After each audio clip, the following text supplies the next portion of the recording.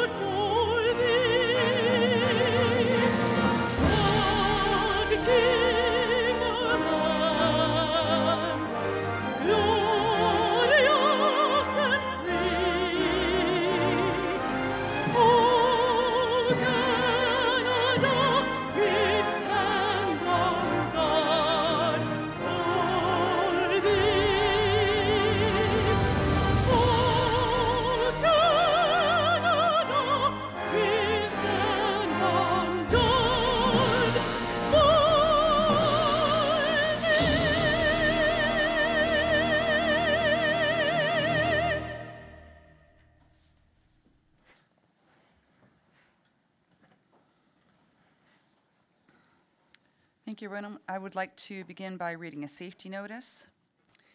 In the event of an emergency, please evacuate council chambers to the nearest exit through the chamber doors and obey all instructions given by the clerk. If assistance is required, please see the clerk. Once you have evacuated the building, please gather in the front parking lot outside of Town Hall. Also, the Town of Lincoln Committee and Council meetings are posted on our YouTube channel. I would like to thank the public for attending the meeting this evening, and I just want to remind everyone of our rules for engagement. To please be respectful while others are speaking, and to please refrain from clapping. Delegations will have 5 minutes to speak and are asked to stay focused on the agenda item. I'll now read the land acknowledgement. The Shononton people have called these lands home for thousands of years, and more recently, the Anishinaabe and the Haudenosaunee have been sharing land as one dish, one spoon treaty. We would like to acknowledge the enduring resilience of the First Nations, Métis, and Inuit people who call this territory home.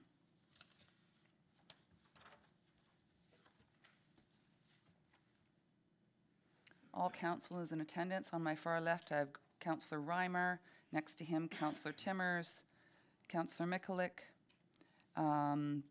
Somebody's absent. Pardon? Paul McPherson is absent tonight. I wasn't aware of that. Okay, and to my left I have Acting CAO. Greg Hudson, thank you. And on my right I have Councillor Pachariva, and to his right is Councillor Brunet, and on my far right is Councillor Russell. Number of staff are in attendance tonight. Presentations, we have 2 presentations this evening. Please note that each presentation may speak for a maximum of 10 minutes. Our first presentation is Brock University's Dr. Liette Vasseur, Dr. Bradley May, and Meredith DeCock, presenting on the Marine Environmental Observation Prediction and Response Network, also known as MEOPAR. Our Director of Public Works, Dave Graham, will provide introductory remarks. Thank you, through you, Madam Chair, and to members of Council. Before the delegation comes up to the podium to do their presentation, I'd like to just take a few moments to provide a little bit of background as a reminder to Council what this exciting project is about. In addition to the Living Lab Partnership, this research project that's here that we're speaking here tonight is another great example of our MOU, collaboration and relationship with Brock University. This is an independent research study, with Lincoln being one of the research communities. Brock received about approximately $280,000 funding from the Marine Environmental Observation, Prediction, and Response Network, also known as MEOPAR. It's a 3-year project and is aimed at helping shoreline communities, such as Lincoln, deal with impacts of climate change and long-term sustainable solutions for shoreline erosion. The MEOPAR team, they'll provide more information along with updating council on timelines, an opportunity for our community to be involved, because that's one of the main aspects of this project is we're really going to engage the community as this research project unfolds. Prior to their update, I did want to share that we do have 2 other projects that will align with this research project and with the Brock Living Lab. One being Lakeshore Road Shoreline Strategy that council will hear more about now that we have budget approval. And as the year starts to progress, staff will be bringing council an update on that project. And as well, the second one being a climate adaptation plan that is going to be developed over the next 2 years. So timing is excellent for this research project. So there's a lot of exciting work ahead in relation to sustainability, and this council should be commended for its long-term vision and investment in Lincoln. So. Thank you, Director Graham.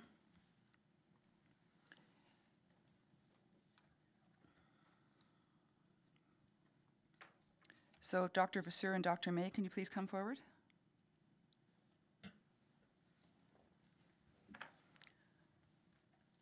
So before you begin, I'd like to remind you we have 10 minutes to speak, and I think you're going to let us know about any future consultation opportunities there will be. So looking forward to hearing that, and so go ahead.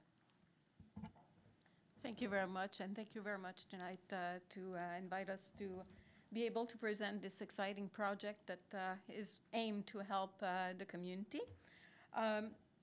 So yeah, it's from adaptation and resilience planning to action and trying to really involve the community. So tonight, as it was stated, we'll do a presentation update of the project, information to council in terms of the next step and the timelines, and also to determine with you the different opportunities that we can have to work together. And I think it's especially important because you have also the other project that aligns very well. They will be pretty much at the same time, so they can collaborate and will be able to work together on helping and providing also information and data in your case. So the project team, as mentioned, I'm the principal investigator, but Dr. Brad May and Meredith DeCock here are also helping us. So it's a collaborative project. A collaborative project also that you'll see at the end involve also Niagara College in the communication component. So the MEOPAR project, I should say, is not only here in Lincoln. There are other communities, coastal communities along the St. Lawrence River and the Southern Gulf of St. Lawrence. MEOPAR is a center of excellence, a national center of excellence, so it's across Canada. In our case, we're trying to understand coastal communities' vulnerabilities and then work with the community to develop strategies, ideas for adaptation and improving resilience. So it's really co-construction of solutions and strategies with the community. So it's not just us experts coming and tell you what to do. That doesn't work usually anyway. So the best is really to co-construct together. So it's connect also with other partners that have the same issues, other coastal communities that is in the Great Lakes or also towards the ocean. So partnership, as we said, include also Res Alliance, which is a group, a coalition coming from the Watershed organization in Quebec and the Université du Québec and Rimouski, where Steve Plante is taking care of the Quebec component. So coastal communities, like Lincoln, for example, are dealing with climate change, and this is more and more obvious. So what's happening is that we have climate change, but at the same time, and this is especially important in this region, is we have a lot of human development, residential, industrial, commercial development. And this also influences what's happening in terms of how we can deal with resilience when we look at climate change. So, and here climate can be in terms of magnitude, can be in terms of variation, timing, and this is including for temperature, rainfall, ice, storm, and severe weather events.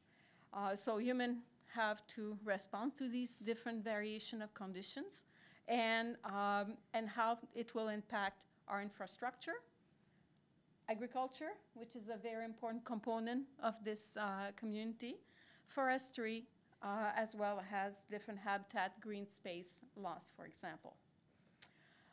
A very important point, and we probably know more and more gradually, about the issues of extreme events. And extreme events are usually rare. Can be tornadoes, can be storm, ice storm, flooding. What we know now is that they are changing in terms of intensity and frequency. So by changing in terms of intensity and frequency, that means that we have to expect that we'll have to deal with them more and more often. Just to give you a bit some ideas of how we're changing, and probably more rapidly than people expected, if you look on the side here, you have this 1971-2000. If you look, winter temperature on average was minus 2.7. It is expected that by 2040, it will be 0.4. So that means we'll be on the positive. If you look at summer, for example, instead of 20.5, we're talking about 23. And so higher temperature means more heat wave in summertime, but that means less snow in the winter if we're always in the positive, or more ice storm, for example. At the same time, if we look at, for example, precipitation, what we have to expect, more rain in the winter, less snow, more snow, no more snow, in fact, in April, less rain in summer, which is going to have a big impact, especially for the agricultural sector here, and more rain in the fall. So this is changing completely the conditions that we have now to adapt to, that we look at all the different sectors of the community. So when we look at solution, and this is from experience from other projects that we had in different communities in coastal Canada, in the Maritimes, most of the solutions that have been the most sustainable have the one that have been co-produced with the community. Because at that point, there's an increase in social acceptability, and they better understand. Social learning is very important because in many cases, they do not have the information to be able to make decisions. So it's really trying to find innovative ideas and find other opportunities at the same time. And that, I think, is very important for any type of community that want to look at sustainability in the long term. One of the tools that we're using is social network analysis for better understanding what's happening in the community. So we'll be working with the community, and that means we're doing the community profile right now. It should be finished by April. Community engagement, so we'll probably likely to look by sector. Open house and public meetings, summit structure interviews. Some of you probably have already been interviewed. And we have focus group, and we're using the theory of change process to be able to do that, to better understand where we're going. So the vision is with the community. We're using also principle of what we call ecosystem-based adaptation, which is based on nature, so trying to find solutions that are closer to be sustainable because they are part of the system. Because we know that business as usual, unfortunately, is not going to be very sustainable when we look at climate change. So that means also stakeholder participation, engagement, trust, and really trying to look at how the bottom-up and top-down approach can work together. From the Past for the Future, Meredith is a master's student in the Sustainability Science and Society program, and she will be assessing, especially in her case, the coastal vulnerability, so the shore, looking at climatic and non-climatic drivers, and using aerial photos and GIS. And we already talked the fact that that can be integrated in your own interactive map system, for example, in the longer term. Just to give you an example of the type of work, this is from St. Peter's in PEI, and you can see here the evolution of the shore. So that helped the community to better understand what to do. What are the different strategies that they would have to use to avoid, in this case, it's sea level rise especially, but you can see how that can help in terms of planning, better understanding what to do with storms, etc. We have started, as we said, interviews. And what I will show you is just a couple of these points. First, from the public launch that we had in November, people had questions in terms of the Great Lake levels, in terms of what areas are more at risk, but also they want to have a better link with the community. In terms of the residents, they're talking about water level management, as well as different ways probably to monitor and get more information. Knowledge is a big part. So in terms of the communication plan, we have people here also from Niagara College, which you have also an MOU with. So very, very quickly. My name is Kennedy Loffman. I'm part of the Environmental Management Assessment Program at Niagara College. So we have a group of students who are working on developing a communications plan specific for the town of Lincoln. It's meant to work in collaboration with Brock University's Sustainability Awareness campaign. And our overall objectives are to raise awareness of current and future impacts that climate change has locally, and also to provide a framework that can be used for community outreach in the future. So we have 3 key deliverables from the plan. We want to make a report that will detail suggested communication methods based on data collected about the local population and analysis of population demographics. So part of that is identifying key businesses in the area, places that are well established, because we can have a little bit more of effective communication. If we develop a rapport with businesses that are well established, we can get word of mouth going. And that's kind of the goal of the report itself. Then we want to create infographics and informational brochures and posters that translate scientific content into basically something that's can be easily understood for someone without a background in environmental science. It just really helps facilitate communication with the general public and in general, whoever you want to actually send the message out to. We would also like to kind of direct the message to what are the impacts to a business owner versus something like a single family living in a subdivision or a farm owner. And lastly, we want to create a dedicated web page and Facebook page that will act as a hub of information for everything that is created in the other 2 sections of the project. So just to give you a bit an idea, the project is until 2021. And so we're finishing the profile. April to November, we'll be starting the discussion with different groups. And the spring 2020 will be to develop IDs and gradually move towards the integration of the information, especially with your adaptation project, so that the information can feed with the final report for March 2021. So for the town and the council, for us, is needs in the community profile still, and also engage with the different department, and especially when we start also the working group by community, sector, both, and certainly we are willing to give regular updates to the council. Just to give you a bit some of the gap that we're still missing in the community, and you may probably already have this information. It's difficult to get necessarily updated information, unfortunately, from some of these. So any of this information that you have will help us to complete the profile of the community. So especially in terms of key municipal organization, businesses, industries, tenancy, for example. So this is pretty much what I wanted to explain to you, and hopefully have the possibility to get you involved and engaged in the process. Thank you. Okay, thank you very much, Dr. Vasseur. So one suggestion I would have for information about our community is probably the Niagara Workforce Planning Board has done a lot of work and may be able to provide some information that you might find interesting. So are there any questions for Dr. Vasseur from Council? Councillor Timmers? Thank you, Chair Regima. Thank you, Dr. Vasseur, for coming in tonight. I don't really have a set question. I'm just really excited about this project and the partnerships with Brock and Niagara College. And, you know, we do live right on a lake. We have a major lake shore. We had quite a erosion problem when we had the storm down in certain areas. We had a lot of damage.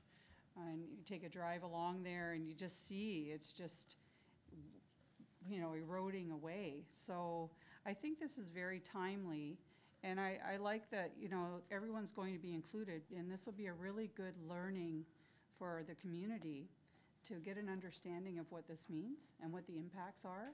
So I'm really looking forward to participating and to see the updates and to see when the information comes to us. So it's an exciting project. I just wanted to say thank you. Thank you, Councillor Timmers. Councillor Mikulik? Thank you, Madame Mayor. It's temporary. Through you to the Deputy Mayor. Through you to the presenter. I'm just curious with regards to, so this is stemming from the catastrophe we had in 2017. Will you be working with the St. Lawrence Seaway Authority as well as the international, who is it? The International Lake Ontario River Board, with regards, you know, with the data that you accumulate, will you be relaying that? Will you be working with that authority as well? Yes, in fact, last week we were meeting with them in Burlington. So yes, and in fact we'll be exchanging quite a lot. They gave us quite a lot of information, and we'll be exchanging quite a lot. They are willing, in fact, to come gradually here to Lincoln to give a presentation also, because I think there's a bit of misconception of why the 2017, what happened. In fact, the day that we did our public launch, they did their launch for their report for the 2017 flood. So, so there are a lot of information that they can share. So that's something that we'll be really working with them. It's important for us to keep the communication channels all open with the community, with the council, also with the different governmental organizations and non-governmental organizations that may have an influence and all that. So that's very important for us. And that's my hope, is that the data that you receive or that you accumulate or acquire will be used, because I personally feel that 2017 catastrophe was a perfect storm of events that led to the lake levels, you know, rising and not being able to control the outflow, and somebody had to take one for the team, and it appeared to be Lake Ontario. And that, hoping that through the study that you're performing, that we can better forecast or predict these sort of things in the future. Yeah, and I should say that we never know. Often we are thinking about a 100-year event, but now it's coming more and more frequently. Yeah. So we have, I think, to be more prepared also, and especially looking at long-term planning, for example. What does it mean? That's very important. Perfect. Thank you. Thank you, Councillor Mikulik. Councillor Pachariva?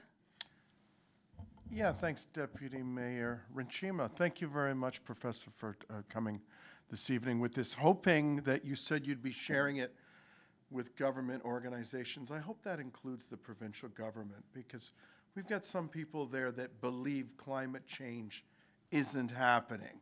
So, and I mean, going back to 2014, even before this event on the lake, I mean, we were at AMO and we were returning that day from Ottawa, and there was a flash storm that decimated Burlington, but also our east end of town washed out the bridge at 13th Street. So, like you said, these 100-year events are becoming more frequent. And I mean, it's shocking to see that data that you put up that, there's no longer going to be snow in April, and it's going to be a drier, summer and a wetter fall. So, I mean, we've got to get someone's attention at the higher levels to say that this is going to be a huge issue. Not only the way that we go about day-to-day business, but also we plan for the future. So thank you very much for this. I look forward to being a participant in it, helping in any way we can, and helping, Doctor, to drive that message up the ladder that, you know what, this is serious and it's not going away. Yeah, and I completely agree with you. It's in both sides, up and down, and all the levels, I would say. Because I find that, I should say I've been working climate change in Sudbury and the Maritimes, and I know that there's the social learning component is very important at all levels. And we gradually were able to convince a lot of, different people at different levels that the importance of taking care of that. It's a question, unfortunately, people think that the 100 will happen only 100 years, but it's coming faster, and we have to deal with it now. We have to be proactive instead of just react after the fact. Yeah. Yeah, thank you very much, Councillor Pachareva. Councillor Russell next. Thank you, Deputy Mayor Renjema. Just a quick other little question. Are you going to also be sharing this information with any of the agricultural associations around here?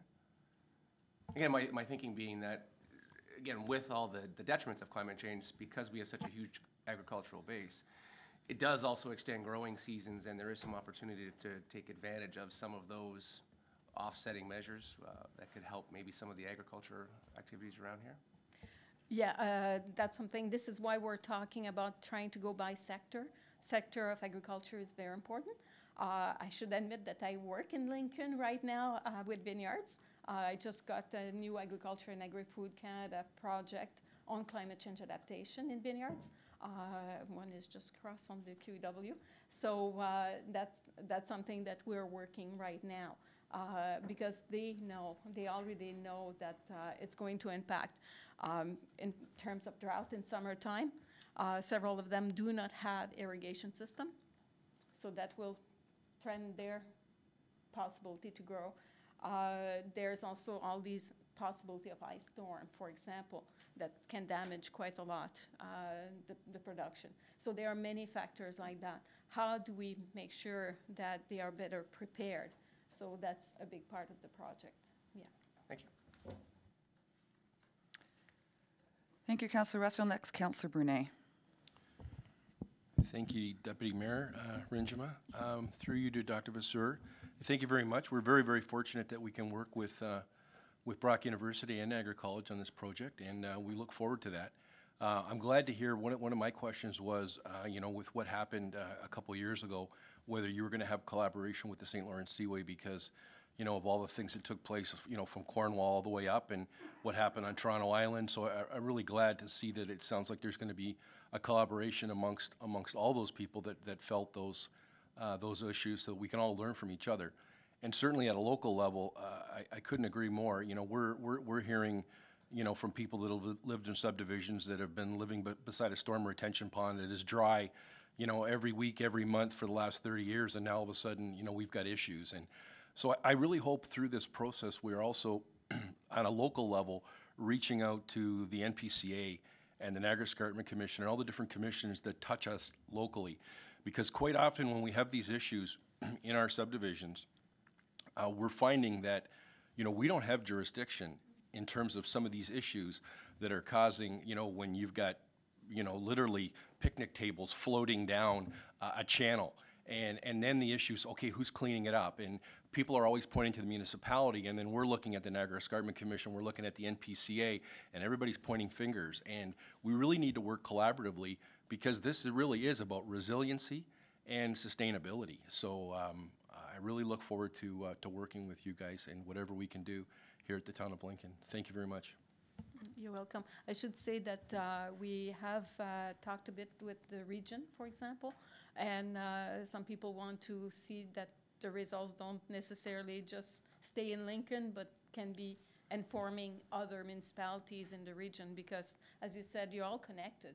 What's happening up the top of the escarpment from other town is also impacting what's happening here on the bottom. So that's something also that needs to be considered. Yeah. Well, not only that, when we look at, when we look at the agricultural aspect and we look at Niagara Lake that has a series of dikes, and, when you sit on any of those different organizations and those groups, we forget we also have a major lake, a great lake up above us, Lake Erie. So it's not just about Lake Ontario and the Welland Canal and everything that joins us. So thank you very much, Dr. Vasseur.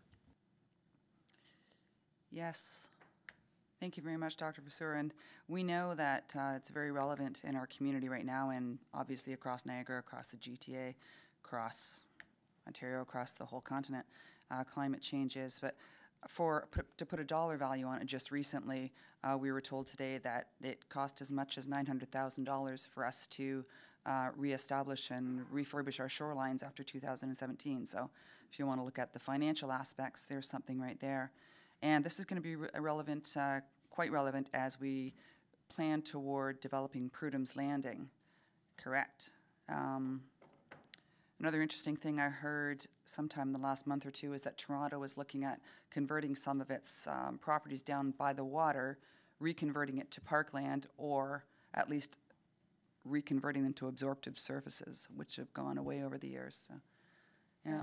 And I should say this is something to consider the long term of the shoreline. A shoreline is dynamic. It's a system that moves all the time. So the solution for a long time was just to put a wall. But that we know now that this is probably not for the long term the best way, and this is why Toronto is rechanging that system, for example. So this is why it's important to understand what you have, what is there, how does it work, how, for example, the 15, 16 miles, creeks, and the Jordan Harbor are impacting also the system. So these are the type of things that we need to understand, yeah. Okay, super. Thanks very much. And we're looking forward to everything that's going to happen in the future with stakeholders in the community and council and Niagara generally. Thanks for your presentation.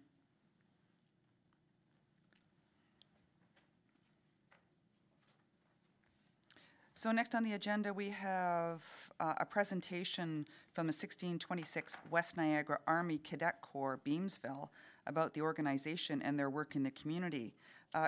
Do we have a representative that would like to come forward to present? Thank you.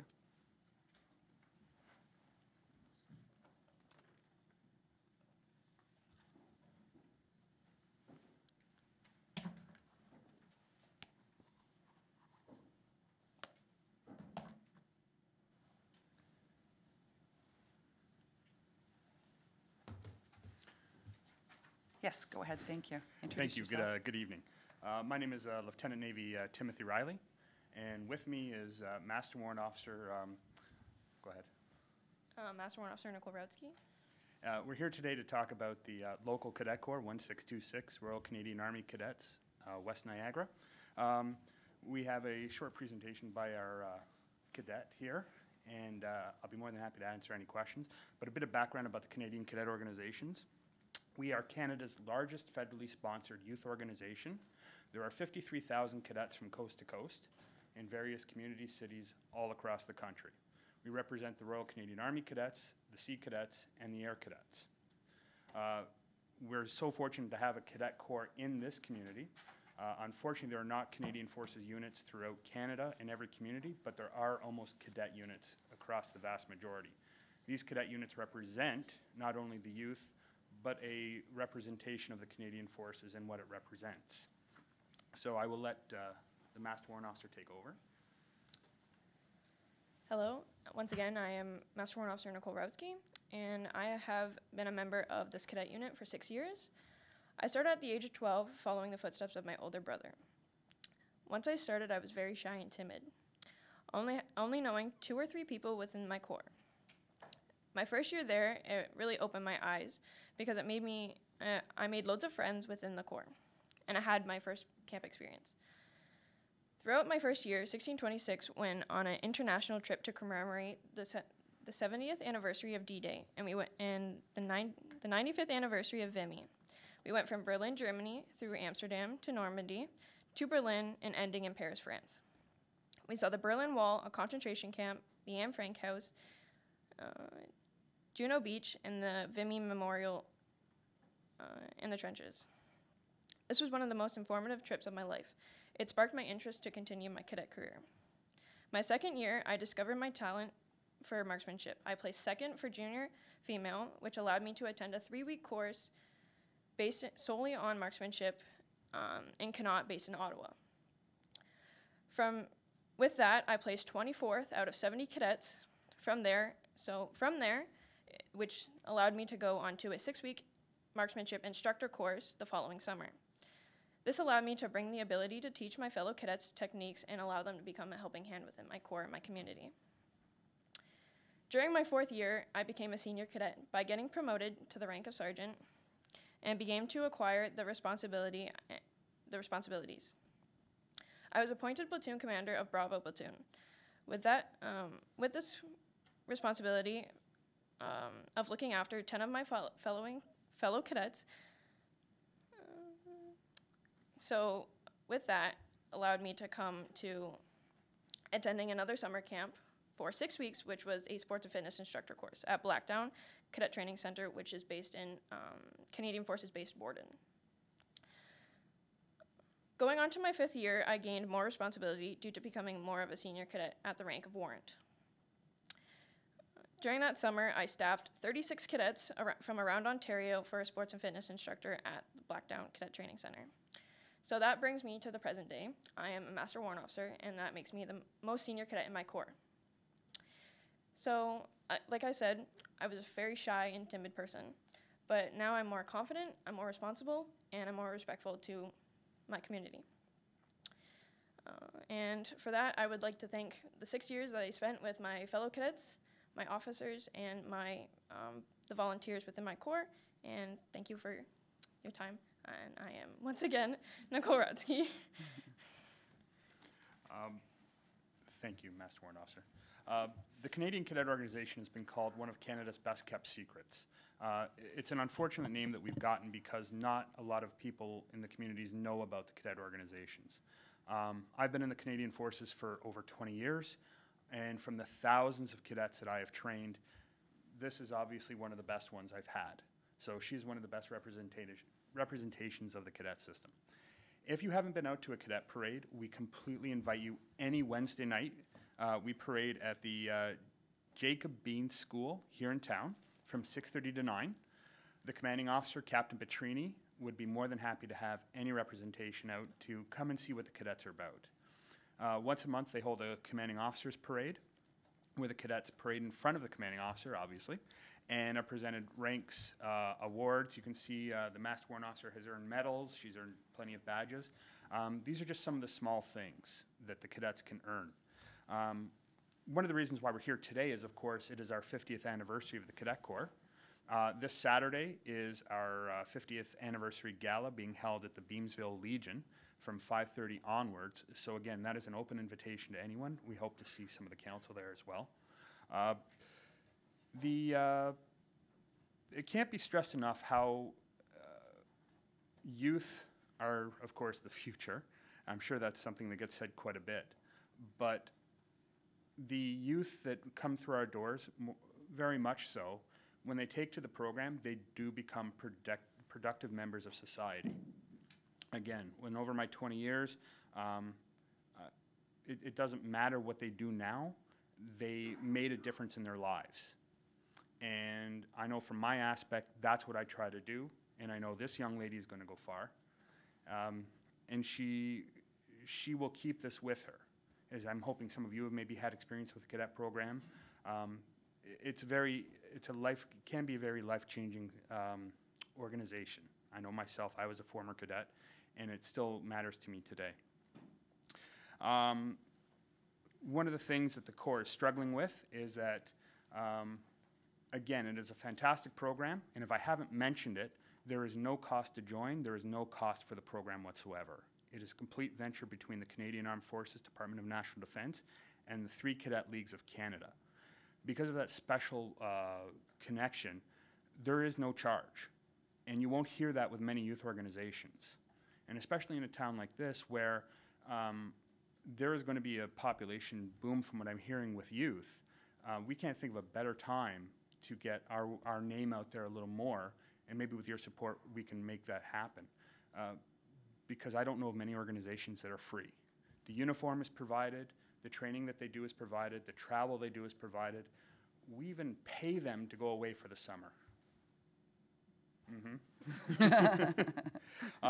So it's opportunities like this that we really want to stress.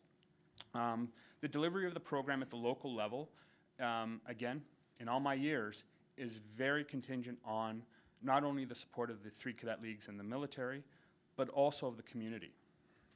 The community plays such a vital role in that. We're hoping that maybe today we can maybe even ask if there's any areas that maybe the Cadet Corps could parade in. Having a program that can provide a cadet unit with a place to train them, parade in, administrate them, all in one location is a phenomenal asset that only strengthens the Corps. Right now, the school, it's been fantastic. The school board has been fantastic. But right now, we parade in one location. We have our supply uniforms in another location, which are technically in storage units, and then we have to go to another location.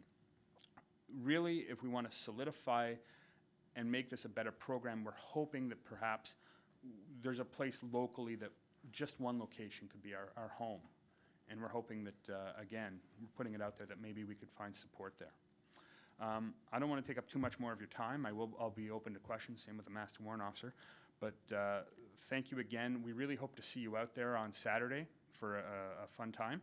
And thank you very much for your time. Anything you want to say?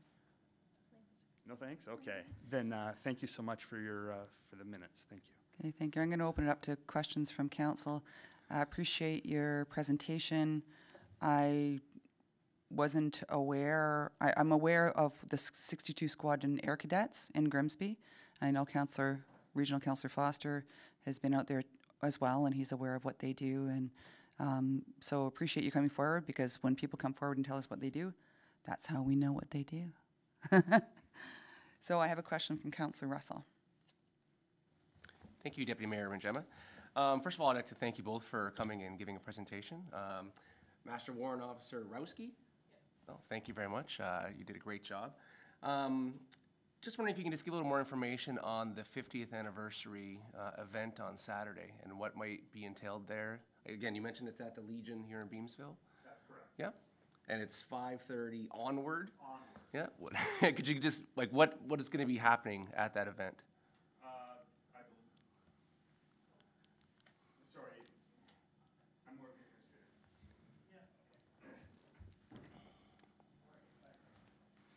I'm actually the commanding officer of the unit. I just am definitely ill, so I didn't want to present.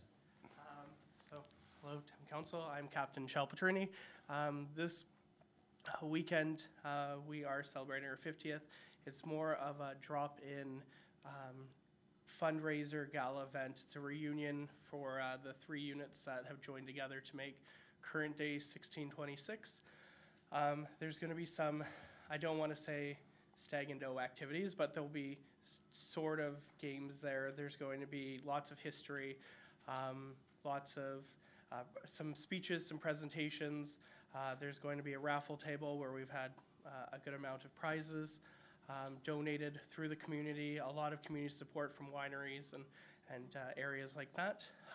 And it's not you don't have to stay the whole time, but it's just drop in, say hi, and share a laugh, share some memories with people of the town. So, okay. Thank you very much. No problem. Thank you. Thank you, Councillor Russell. Are there any other questions? I have Councillor Reimer next. Thank you, Deputy Mayor. Through you to the presenters, thank you very much for coming this evening. Just elaborate a little bit more on a center you're looking for. Like, how many cadets do you have? What does a training period look like, and what kind of equipment do you have to store?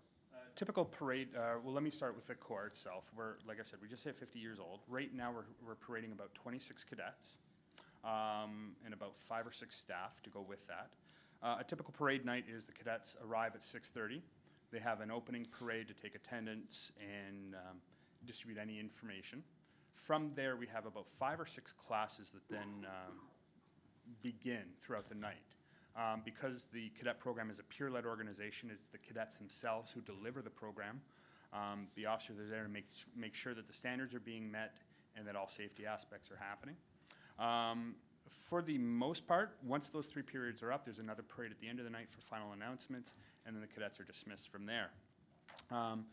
What happens during the night is what we have training going on. So we have a training department that has lots and lots of syllabuses that have to be taught and trained. The equipment include flags. What else do the cadets train with? Maps and compass. Sports and fitness, cycling, canoeing, that kind of items as well. And that's a typical parade night. Unfortunately, we just can't operate on a typical parade night, so we also have Saturdays, Sundays. We have marksmanship, sports and fitness again going on. We have more map and compass. We have expedition, which is again hiking, biking, canoeing. Map and compass. Map and compass. Lots of map and compass. And of course, if a cadet comes in that needs a uniform part exchange, we have to have a supply as well, and administration is just constant. So ultimately what we would need is a parade location large enough to have a parade in for, I would say, at least 60 people, plus at least an office that can have accommodations for our training department, our admin department, and our command department, a separate room for our supply, for numerous uniform parts, plus our training equipment. And that's at the very least. And I know that might seem like a lot, but ultimately having it in one location is really one of the best ways to have this program. Because we have to go from point A to point B in a night, then our night's taken up by running around. Yeah, So I don't know if that answered your question. Yeah, no, that's perfect. That's great. Yeah, and I guess Jacob Beam right now, if you just, because of the school, you can't store anything there. It's only as your parade. That's right. And then, of course, because we're at a school, there's certain equipment that we can't bring into the school. So that's another issue as well. Okay. So really, we're just trying to do the best with what we have. So that's why we're looking for a little help there. Great. Yeah, thank you very much. Thank you, sir. Thank you. Thank you, Councillor Reimer. Councillor Timmers? Thank you, Deputy Mayor Rajima. Thank you for coming out tonight. Honestly, I've heard about cadets, but I really don't know the details. So, you don't pay to join. Your uniforms are provided. The training, it's fabulous. Like what a great experience and opportunity for youth. How old do you have to be? Did you mention the age? No, I didn't, I'm unfortunately. just curious about that. So we go from the age of 12 Oh, to their 19th birthday. 12 to 19, okay. So I hear what you're looking for is a space, so, and I think Councillor Reimer asked those questions that I was curious about. I think it's a great opportunity for youth, and my son was a reservist for 4 years, and it was fantastic for him, and I could just see, this age group, I'm sure lots of them go onward and stay in the services, or? Yeah, the Canadian Forces put out a publication not too long ago, and they said about 30% of their population are former cadets. Really? Wow. So, That's fabulous. Well, thank you for coming out tonight, and we heard your ask, and I don't know, I can't make any promises at this point, but. well, not just ask. I mean, please come out and at least observe the cadets. I would love to Yeah. come out, and I will come out, because I'd like to see what you do, so thanks Absolutely. very much. You're welcome. Thank you, Councillor Timmers. Councillor Brunet? Thank you, Deputy Mayor. Thanks very much for your presentation. Just curious, so West Niagara, so you've got cadets coming from Grimsby, West Lincoln, and Lincoln, I'm presuming? Yes, sir. Do you receive any funding or any sponsorship from the Royal Canadian Legions? Yes, they do provide us some limited funds, whatever they can, I would say, put into their budget, either from the Poppy Fund or from their general coffers. But again, that's very limited to what our operating budget really is. The Canadian Forces does provide us with financing, pardon me, not finance, with funds. However, that can only be spent in specific areas. Like, we just can't go and buy equipment with it. It has to be spent on training A, B, and C. Right. So ultimately, that's why I say the community plays a big part, because the cadets have to go out into the community. And I know Tag Days is one that I see, the cadets are always at the stores for Tag Days, because that is actually what we live off of mostly. And donations from the Legion, that's it. So whatever the community is willing to give us is what we live off of. And then the 3 cadet leagues, their primary goal is to be the civilian oversight for our cadet program. And their role is to also raise funds. They're actually the ones that put on the Tag Days or any fundraising such as this coming Saturday for it. So depending on how well the Corps is doing, that can also define on how well our training year goes and what we can do with the cadets. Thank you very much, and thank you for coming and bringing the awareness to not only our council, but to the community. Thank you. Sir. Super. So that's all the questions that we have from council today. Thank you again for coming out. We appreciate it. Always wise, again, to come forward and let us know what you're doing, because we've all learned quite a bit tonight. Thank you. Very impressive. Next on the agenda is recognition and achievements. We have a young lady, Courtney Bernison, that we're going to recognize tonight for Courtney's achievements. Is Courtney here tonight?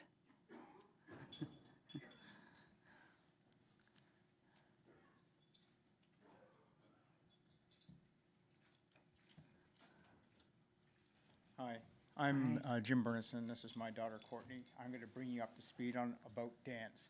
There's a lot of activities where we want to try to get children into participation type of activities where they're being active. And you've got your gymnastics, you've got your soccer, your baseball, and your football, but there's also dance. And people don't really think that dance is a super strong activity, but it takes 25 hours a week minimum to get at a level to be internationally recognized. You are doing backflips, just front end flips, just every type of flip you could think of, and it is part of dance. If you've ever watched World of Dance, you're seeing what those people are doing on the dance floor. The activities and the strengths that they have to put into that activity is huge. Now, Courtney was very fortunate to be selected on the national dance team. I'm the parent rep for the national dance team, and what the kids have to do to qualify for that is you have dance competitions all across the country which involve over 20,000 dancers. It gets pared down to 5,000 dancers. And then you go through another process again to be selected. And last year we had 97 dancers that were selected from across Canada. This year we have 127 dancers that have been selected all across Canada. We were very fortunate. Last year we had 4 young dancers represent the Niagara region. We had one for the first time ever being at a World Cup dance competition in Spain. We had won 26 medals. We came in 8th overall. Niagara region won 11 of those medals. Courtney was very fortunate, and I'm going to let her speak to what her accomplishments were. This year, again, she's been selected to be on the team.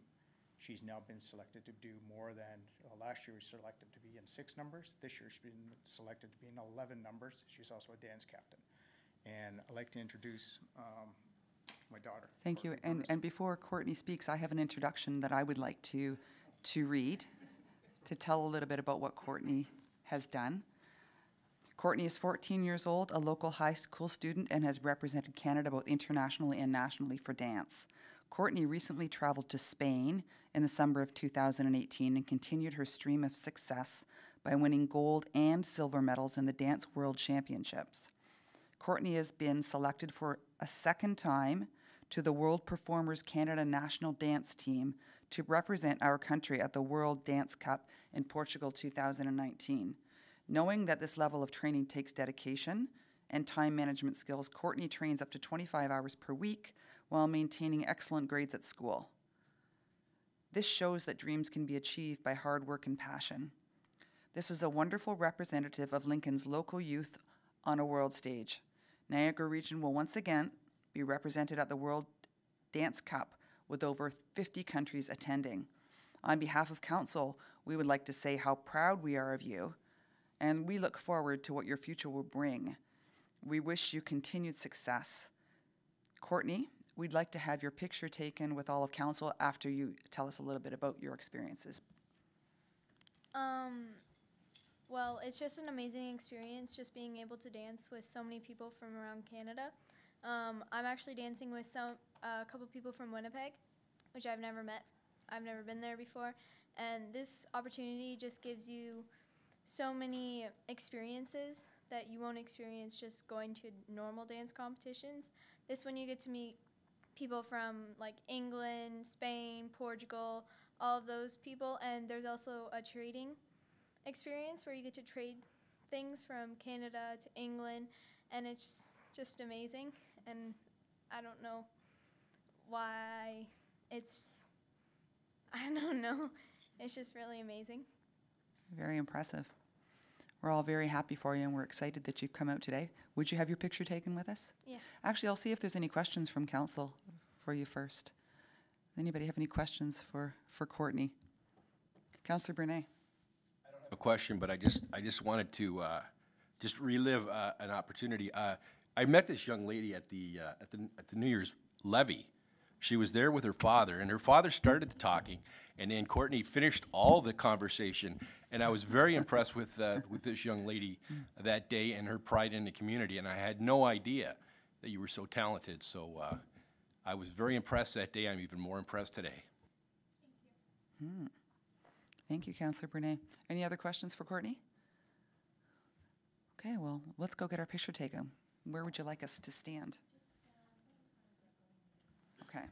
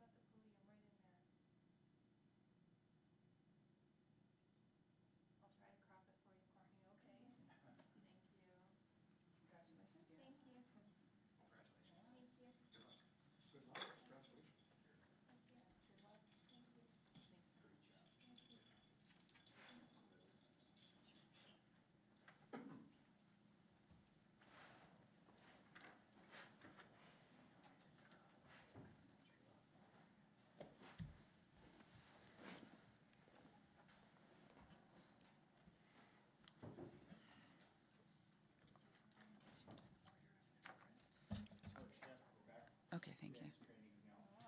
Oh, busy, busy, busy. Thank you, good night. So next on the agenda is Deputy Mayor's remarks. So I do have some remarks. As Deputy Mayor, I have some remarks this evening generally about some of the events and initiatives we can expect in the next few weeks. Mayor Easton is on a well-earned vacation right now, and she's returning later on this week. While Mayor Easton is away, I have been sitting as mayor and will be attending functions in her absence. This Wednesday, I am attending a gala event for NTEC Employment, which is an agency that assists individuals with disabilities within all 12 municipalities of Niagara. I'm looking forward to this as council's representative on the Chamber of Commerce and also as the newly appointed representative on our Accessibility Advisory Committee. I attended the first meeting for our advisory committee at Thorold's municipal offices on Thursday night, and I can say that we have what looks to be a highly skilled and engaged committee to act on behalf of the participating municipalities for this term. Further to committee work on behalf of the Lincoln Chamber of Commerce, I'd like to remind everyone that the Outstanding Business Achievement Awards Gala is coming very soon, being March 27th, which is a week Wednesday, and as has been the case for quite a few years, is being held at the beautiful Inn on the 20. This event is sold out, which is no surprise as it's always a hot ticket evening, so if you didn't get your ticket in time, you can call Anna Murray at the chamber at 563-5044 or email her at anna@lincolnchamber.ca to be put on the waiting list. That's the best I can offer you right now. Next year, act fast. Also, as a reminder, that the Mayor's Charity Golf Tournament Committee, which I am a member of, is working hard getting ready for this year's tournament. There are some well-planned sponsorship opportunities on the course and also in the dining area through the auction, the silent auction, and door prizes, etc. I'll leave a copy of the literature at the council library. You can all have a look and see if there's anyone that you can share the information with. Council is always a great supporter, and this is a charity tournament that is more and more successful every year. And finally, I want to let you know that the Grimsby Toastmasters Club is holding an event at the Lincoln Museum and Culture Center on Thursday, March the 27th. This particular Toastmasters Club has been running strong for as long as 10 years now, and that's just a rough guess. Toastmasters is an international organization, and this particular group would like to spread awareness of what membership can do for people of all ages. I have been invited to be guest of honor, and I'm honored and very flattered. I was a member along with my very young at the time and very shy at the time daughters about 8 years ago, and I know how valuable it can be to help develop leadership skills.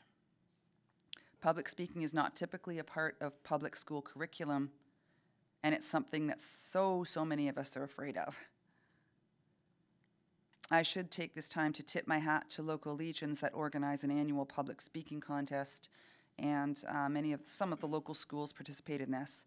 It was a week ago, last Saturday, I attended the Beamsville Legion in Mayor Easton's place to judge the speaking contest there. So there are more important and interesting events coming up in the next few weeks, but I'll leave some of those announcements up to the individual chairs and committee appointees around the table tonight during the spot at the end of the agenda.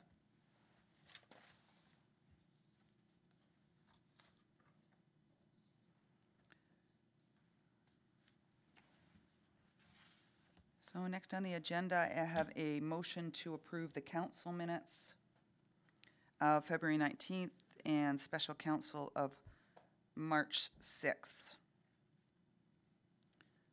I have moved by Councillor Reimer and seconded by Councillor Timmers to approve the minutes of the following meetings of council: council minutes of February 19th, 2019, and special council minutes of March 6, 2019. Are there any questions or comments to that motion? Seeing none, all in favor? Okay, that motion is carried.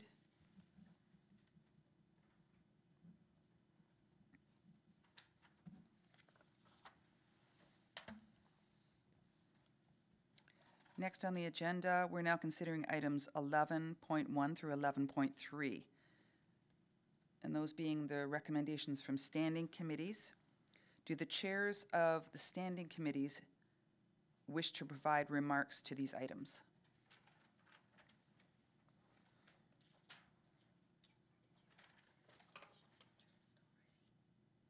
No, I did not. Okay, so I have to ask the committee, and I should have asked this earlier on, are there any declarations of interest? Councillor Reimer. Thanks, Deputy Chair. Declaration of interest in item number 17.6, the bylaw amendment by Kendall Stone. I'll be declaring interest in that. Okay, thank you, Councillor Reimer, and thank you for the reminder, Madam Clerk. There are no delegations, there is no correspondence. So, and I'm not hearing that any of the council committee chairs have any items to speak on, so I'll read the motion. The motion is moved by Councillor Pachariva and seconded by Councillor Brunet that to approve the following recommendations from standing committees. Committee of the Whole Budget Minutes of February 20th, 2019. Community Services Infrastructure Minutes of March 6, 2019. And the Planning and Economic Development Committee minutes of March 11th, 2019. Are there any comments or questions to that motion? Seeing none, all in favor? That motion's carried. Thank you.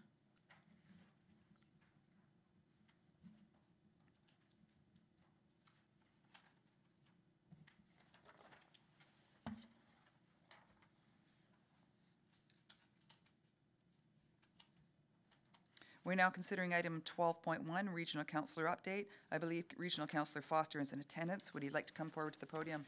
Councillor Foster.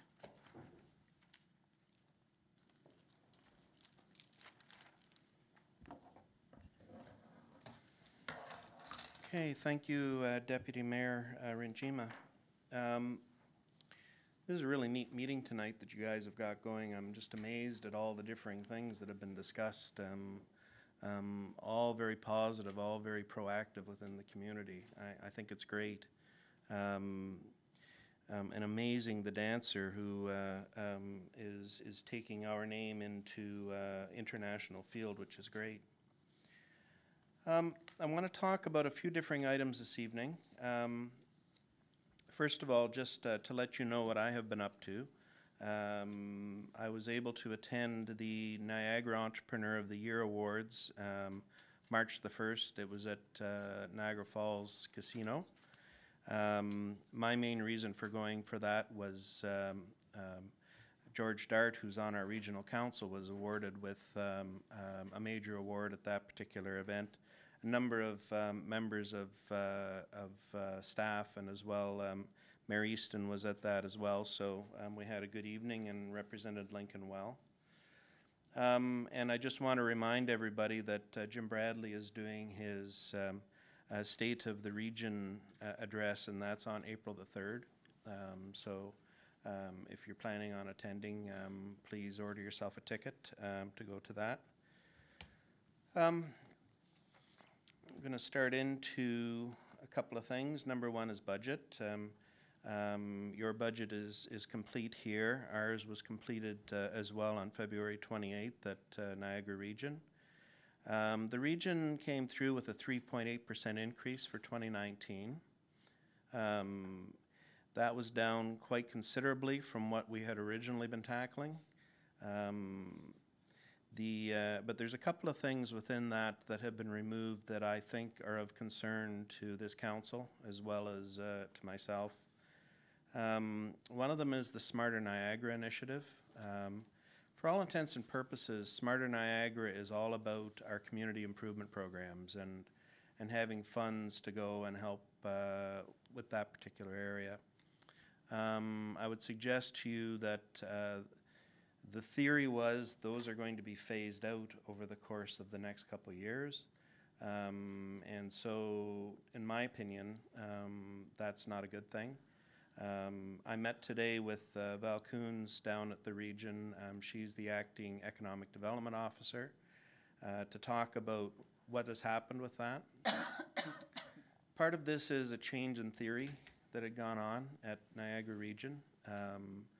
The now former economic development director had taken the region in a little different direction than where they had been going.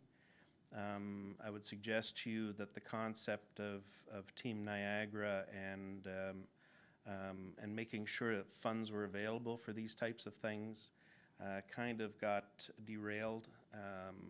So part of this is going to be having a discussion at planning and economic development to get a few of these things either back onto the plate or at least re-examined. Part of the reasoning behind the previous council's decision is that they did not think it was financially prudent to be doing these types of investments. I would suggest to you that for fiscal conservatism, it was a smart thing to do. We were asking private individuals, private companies to go and spend money, and it was a slight subsidy to go and help them through that. So to me, it made absolutely perfect sense. So there's going to be more on that, and I intend on at our next discussion next month to sort of let you know where this has gone. The investments that have been made this year includes regional transit. Basically, at this point in time, there's a plan that's in place that is going to be gearing up to full intermunicipal transit. The investment this year is going to be $13.9 million. Some of that is in rolling stock, some of it is in additional bus routes, additional timings. There's going to be more buses on the road at more times during the day. I would suggest to you as well with this, with the transit, there is a plan to have a route that's coming out to Lincoln. I don't know if that's going to happen this year. I really don't know. But it is part of the overall plan is to have a route that's basically following Highway 8 up through into Grimsby. So we shall see as that one comes on. And again, as I know more, as we're going through our meetings, I will let you know. Public Works is tomorrow at the region, so unfortunately, kind of the timing with things isn't quite right at the moment, but I will be bringing back more information. And if I do find things that I think are of interest to everyone, I will email them to you as well. There's going to be a major increase in storage at the Grimsby Water Treatment Plant, which is important to us as one of our 2 sources of water. They're going to be spending $11.5 million there. The DeQ Water Treatment Plant is going to have a significant upgrade, $21 million upgrade that's going to be going on there. And again, the second part of our water system within town, because DeQ, of course, supplies to the east end, and of course everything meets in the middle now. We have $10.8 million in Niagara Regional Housing building and unit capital investments that are going on. This is going to be a major investment area over the course of the next few years. It appears that the federal government is coming through with funding, or at least there's been discussions with that. Mr. Badaway from, I guess it's Niagara South, made a major announcement just recently as well. So we're looking at having additional funds coming down the road with this.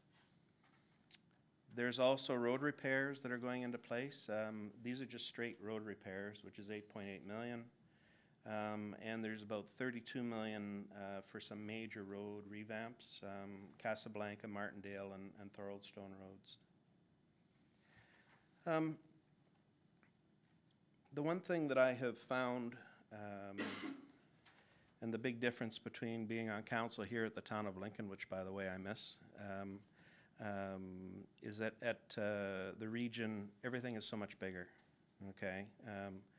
You know, when you have something coming along saying we're about to spend $21 million on a water treatment plant, you understand why the region is required, or at least a much more regional presence.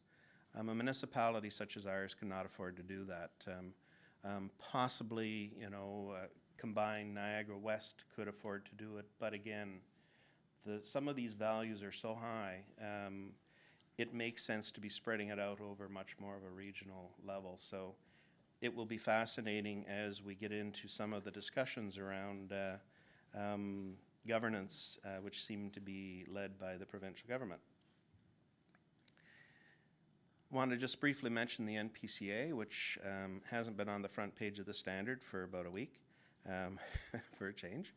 We have hired a lady by the name of Gail Wood as our interim CAO. She's exceptional. I've had 2 meetings with her so far. I look back on a few things that have happened over the last few years between the NPCA and the region. She was up for the job when Mr. D'Angelo was hired into the CAO position at the NPCA, and to be perfectly honest, I look at things and sort of say, well, had they gone this other route, where would we be today with things? I would suggest to you that we'd probably be in a significantly better position than what we have been so far. As of this morning, we actually hired an interim clerk as well. There's a fellow by the name of Grant Bible. He is going to be stepping into that position. Lisa McManus, who is our clerk at the NPCA, has been out on a long-term leave. So anyway, this will be interim, and when Lisa's ready to come back, we'll move from there. I also attended on behalf of the NPCA the Volunteer Appreciation dinner that was going on down in Port Davidson area. Got lost twice that night. It was a miserable snowstorm. But I actually ended up making it there. It was a terrific evening. The presentation that evening was on monarch butterflies and the pathways that are going through our area. And I maintain that some of the work that we're doing at Serena Park and what we want to do for our plantings there, certainly based on that presentation, is going to be ideal. I want to talk briefly about waste collection. It has seemed that we've not been treated too kindly by weather and also some other issues that have been going on around waste collection.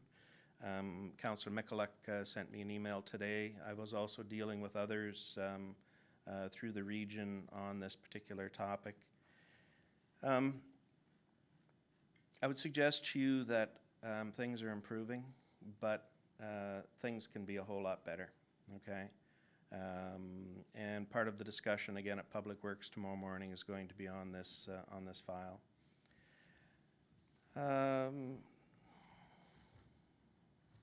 That's it. That's it for me this evening. Wow. Thank you. Are there any questions from council members? I want to thank you again, Councillor Foster, for taking the time to come out here. I know you're very busy, everybody is, and it must take some shuffling in your schedule to be able to make time and come and present to us, so I appreciate that. Oh, no, I much prefer coming here. Just saying. Well, appreciate it. I have Councillor Brunet has a question for you. Thank you, Deputy Mayor Rinjima. Councillor Foster, thank you very much for the update. I enjoy reading your blogs online, and you're doing a wonderful job, and thank you for the great lines of communication. Just one question, you didn't touch on it. I don't want to get into the pros, the cons, the benefits or anything, but I know during the budget deliberations, you guys were having discussions about the fencing or the, some sort of proactive on the Burgoyne Bridge, and I was just wondering where that stood in terms of communication at the regional level. That's an excellent question. Thank you, Councillor Brunet. Yeah, there's a couple of other things around budget that I did want to talk about. Number one, we did take a step back with the netting around that particular bridge. The main reason is that there's a report that's to be coming in from our doctor who's responsible for public health, our medical health officer. And we're waiting to get that before we actually make any moves. The money is still within the budget, but our choice was no, we're not moving forward with that until we have all the facts that are going on. Here's the simple reality is that that's a heck of a lot of money to be spending on that. And the question is whether it's going to work, number one. And number two, is it really going to solve the problem that they're trying to resolve here? Let's face it, the mental health has become a huge issue, and it's becoming bigger and bigger when it comes to our communities. And I think a lot of it has to do with the fact that we talk about it a lot more than what we used to. You know, part of the discussion even at the region was the fact that there are a lot of people commit suicide regularly down in Niagara Falls, okay? But it's not talked about, okay? And there's a lot of reasons why it's not talked about. The question is okay, if this happens here, what happens if they go to some other place and decide that they're going to be doing this? Does this mean that the region is going to be spending money on every bridge or every building or everything else where people have decided that they're going down this road? So there's a lot of discussion to go on with this yet, okay? But it's kind of funny. I took the route that, you know, we could hire people to be on that bridge, you know, spend $100,000 a year to have people monitoring this as it's going on, and that'll cover us for 40 years instead of a $4 million net in underneath the thing. So anyway, I think there needs to be more discussion on that. The other thing too, and I did want to mention, Mayor Easton and I had a slight disagreement within our budget process. And it was really funny because she did say to me she expected to feel my hands around her neck at the end of the meeting. But what had happened, and what I like about the budget process that's followed in the town of Lincoln, if you're going to be making use of rate stabilization or reserves, it always comes down to the issue of, is this a one-time expense, yes or no, when you're making use of that. This was a 1% that was drawn from reserves to directly go against operations, which I fundamentally disagree with, and I stated as much within that meeting. Now, as the good council member that I am, I support the budget, and we're going to move forward, but we're already behind 1% next year because of the move that happened there. And there was reasons for it. You know, the mayors were very insistent. You know, most municipalities have had pretty significant budget increases this year. So, so anyway, long and the short is that, you know, those are a couple of those other items. But thank you for the question, Councillor Brunet. Thank you, Councillor Brunet. Councillor Pachariva is next.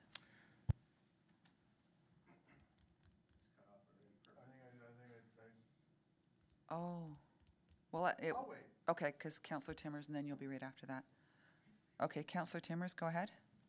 I can go off. Okay, back to you. She might steal your question, I'm just saying. Okay. Could happen. Okay, so now back to Councillor Pachariva. Well, thank you, Councillor Timmers. Thank you, Deputy Mayor Renchima. Rob, thank you very much for coming tonight. Nice to get those updates. I really like the fact that the regional transit is going to look at embracing the old highway route. I think that that's a fundamental linkage that needs to occur. You know, given you know, our U-Link transportation, and it was funny, you know, at the Y yesterday, some of the best banter has gone on in the locker room, and, you know, saying, well, why doesn't the bus come to the Y? And it's like, well, you know, when the town of Grimsby gets on board and gets that, you know, that will be the vision. So question though, you mentioned the cutting of the Smarter Niagara and the CIPs. Does that include the cutting of the Culture Committee as well? Yes. No, you're not on. The Culture Club got cut too, so it's, I'm trying to think of, what is it, George Michael or whatever, anyway. No, that got cut as well, okay? There was two major pieces of funding that was moved away, so, and unfortunately, it was done early in the budget process, and most councillors didn't really truly understand what it was that was going on with these, okay? That's one of the reasons why, and I made a pretty impassioned discussion on at least the Smarter Niagara side of things. I don't have as much experience with the culture side as you do. Probably we should have talked about that a bit the other day when we were meeting, but I would suggest to you though that they really didn't understand the real ramifications of doing these cuts on this other side of things with the community improvement programs. But again, there was a philosophy on the previous council, or on the previous regional government, that they really didn't want to spend money. It was almost like they wanted government and the NPCA and everything to be big revenue generators of some variety.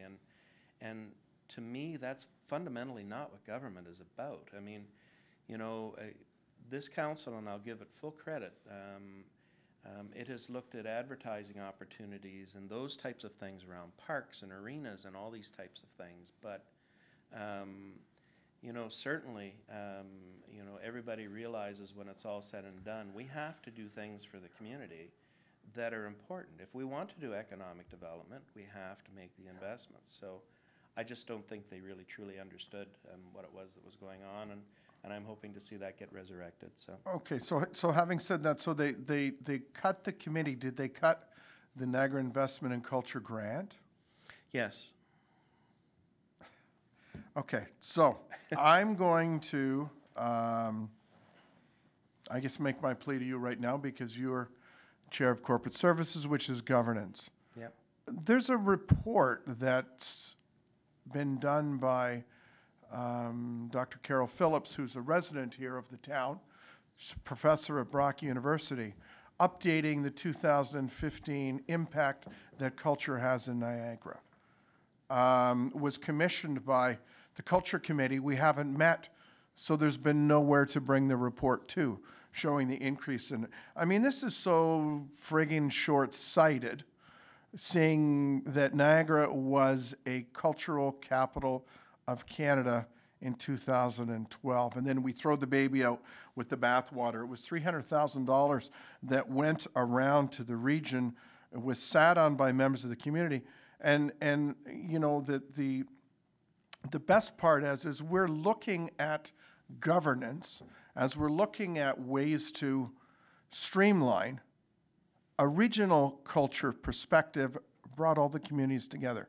So I think the fundamental problem here is you had someone in the planning department that didn't understand culture.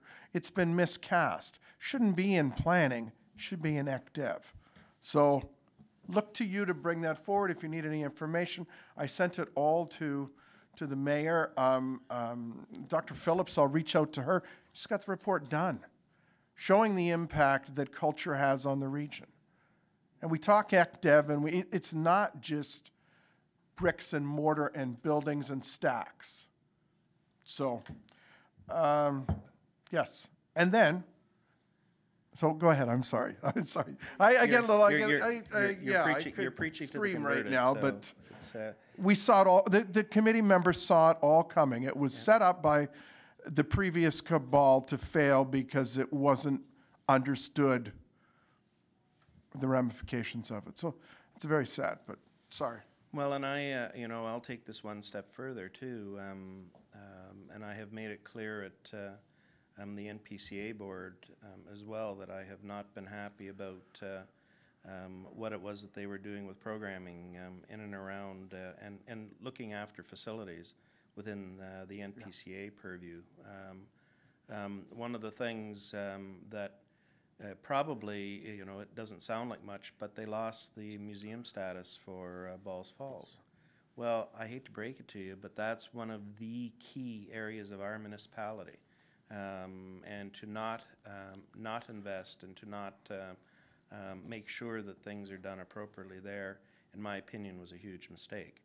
And that's going to be corrected. There's other things too. When I was younger, I was not going to say young, but when I was first courting my wife, we would go to Long Beach a fair bit down in Wainfleet. Pristine, like it was taken care of to the nth degree.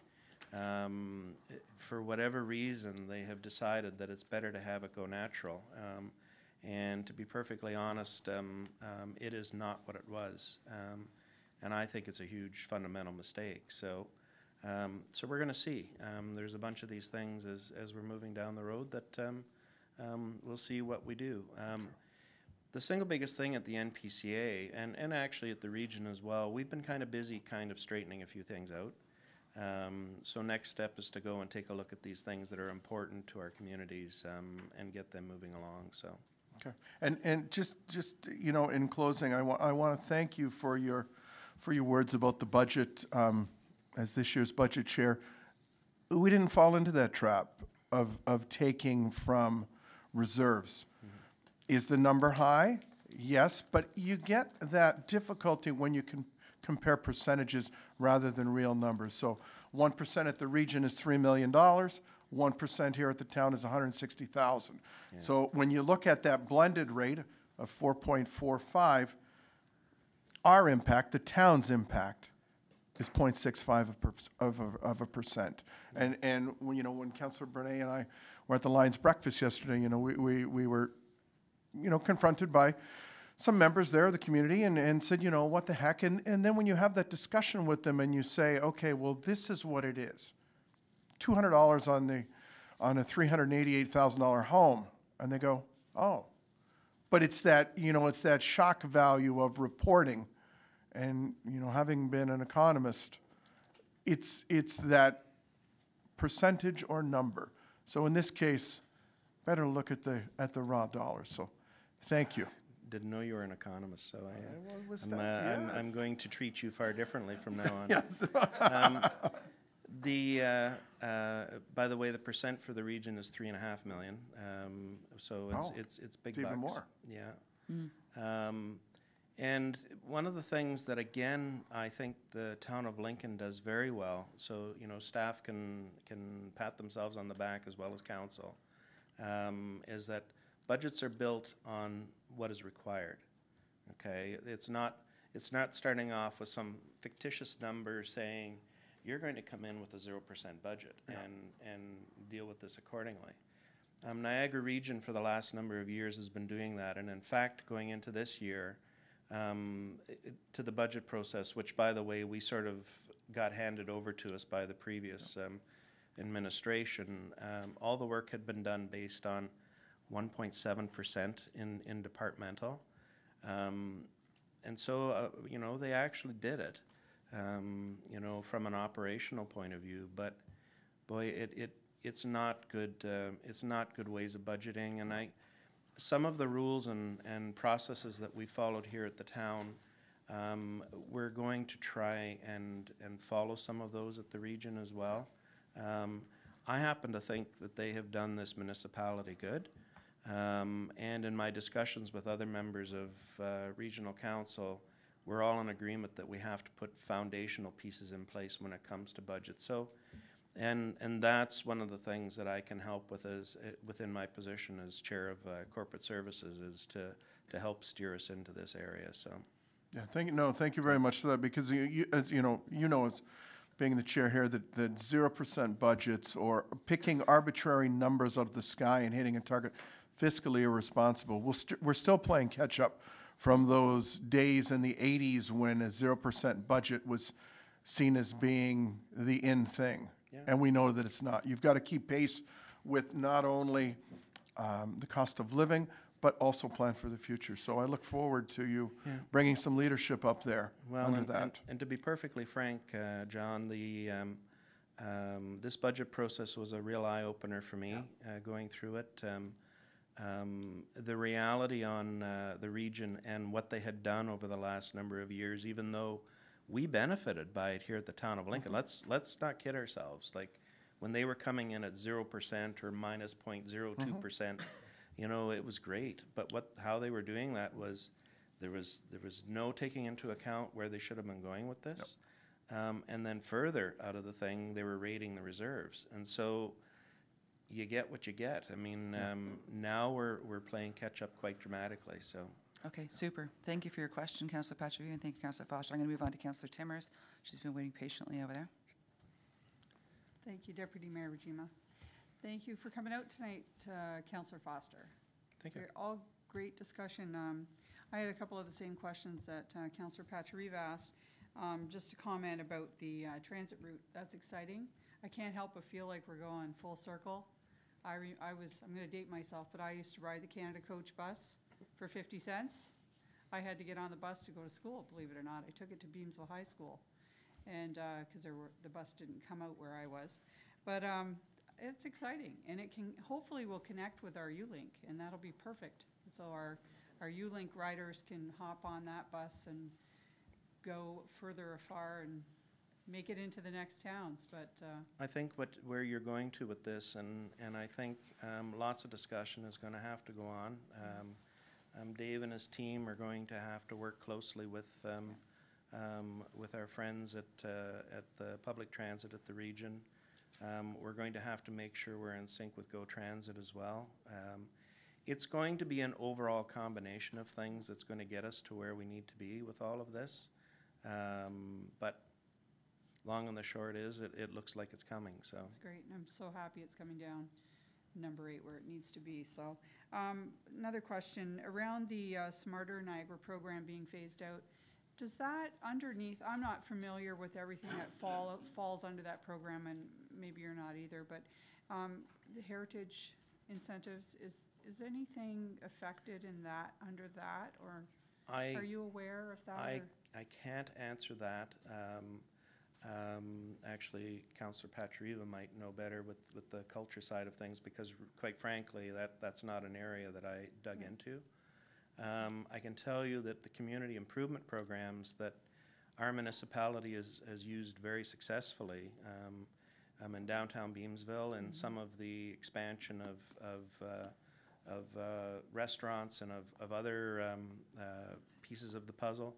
What we're doing in downtown Vineland, and of course, once we finally get the region doing the work on the highways and stuff through the Vineland area, you know, we're going to want to incent people to go and make the improvements that they need to do.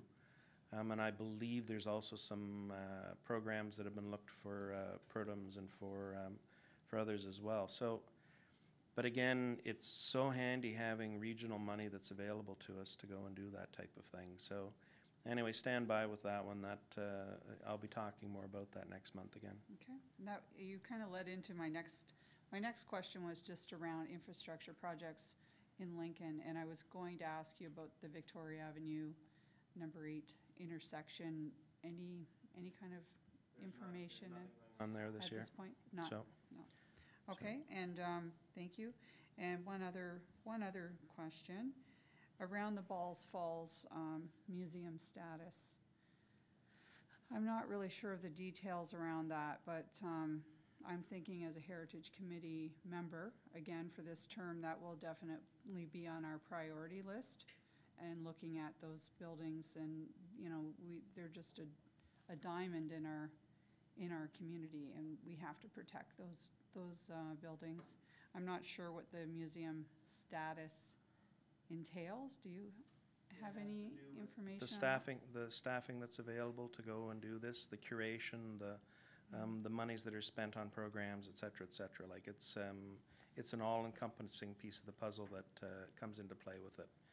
But one of the key things is to have a curator to go and look after the place. And there was conscientious decisions made a couple of years ago to terminate just about anyone who knew about history at Balls Falls. So I'm being somewhat facetious and sarcastic with that, but it really was not a good thing. So. All right, thank you very much. Okay. Thank you, Councillor Timmers. Next, Councillor Mikulik. Thank you, Deputy Mayor. Through you to Councillor Foster. I'm just curious, thank you for coming and giving us this report. Just curious, you danced around a little bit the NPCA and its role. Well, a little bit.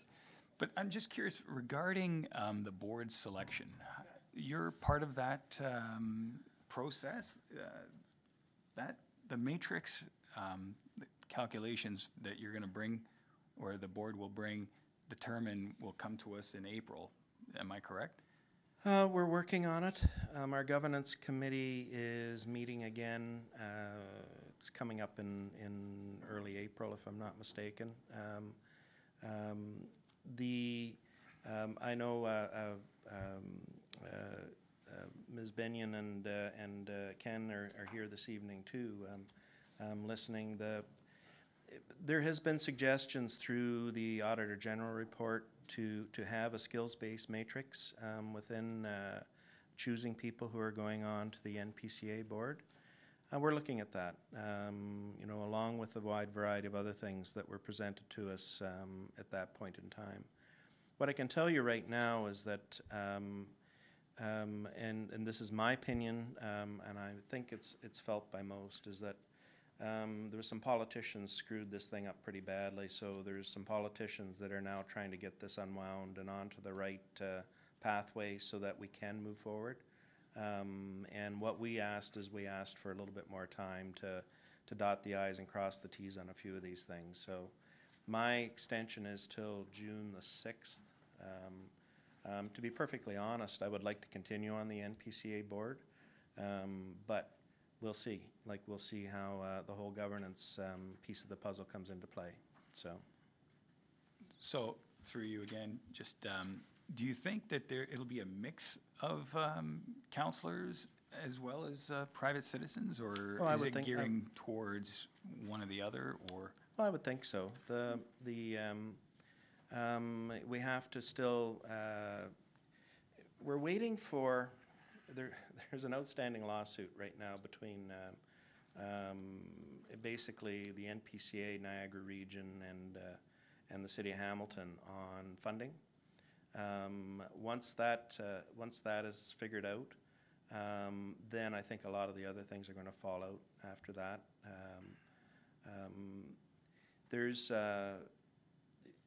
There's definitely, there was decisions made years ago about the construction of that particular board. So anyway, we shall see. So further to that, is it possible that we may not be able to determine a new board, until we find out regarding that lawsuit? And the expectation is that that's going to be solved relatively shortly. So, okay, so the tentative date for the selection of a new board would be June 6th or so? I'm not going to put a date on the thing. My expectation is that the work that we have completed by that point in time should be done. Okay. And we shall see where that leads us, so. Okay. Thank you. That's all, thank you. Thank you, Councillor Mikulik. And finally, I have Councillor Russer, who has questions for you, Councillor Foster. Thank you, Deputy Mayor Rinchema. Regional Councillor Foster, nice to see you. This will be probably an ongoing question for all your visits until we get some resolution, but is there any work being done to reduce the amount of truck traffic through our downtown core on some of your regional roads? Yes. Oh, can you provide any details? This is exciting. No. I know the clerk wants me to give short, concise answers now because I've been up here a while. There's a lot of work going on with the north-south truck route. Regular meetings have been going on with our MPP, with provincial officials. The mayor has been actively involved with that. I've taken a bit of a hands-off approach with it. She's going to get me involved with that when and if it's required. But the three mayors have certainly been doing that. Plus also the West Lincoln Hospital has been high on the discussion points with our mayors in this particular area. So I'll just leave it at that. You are going to be finding out more and more about this as we go down the road. There's lots of discussions have to go on at the region as well about this. So, okay. Thank you, Councillor Russell, and thank you very much again, Councillor Foster, for coming out today and speaking with us. Thank you very much. Yeah. I have a motion moved by Councillor Mikulik and seconded by Councillor Reimer that we receive the update from Regional Councillor Foster on March 18th, 2019. Any comments or questions to that motion? All in favor? Okay, that motion is carried.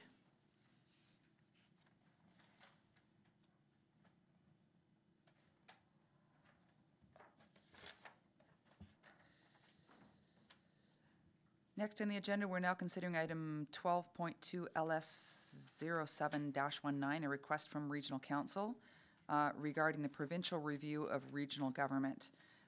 We've had the report. We've had a chance to look through it individually. Do members of council have any questions or comments regarding that report?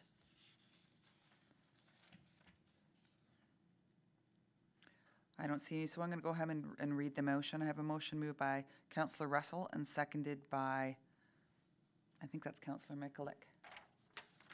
Opposite ends of the table, so, okay. That correspondence attached as Appendix A dated March 8th, 2019 from the Regional Clerk regarding provincial review of regional government be received for information, and that Council of the Town of Lincoln endorsed the request from Regional Council.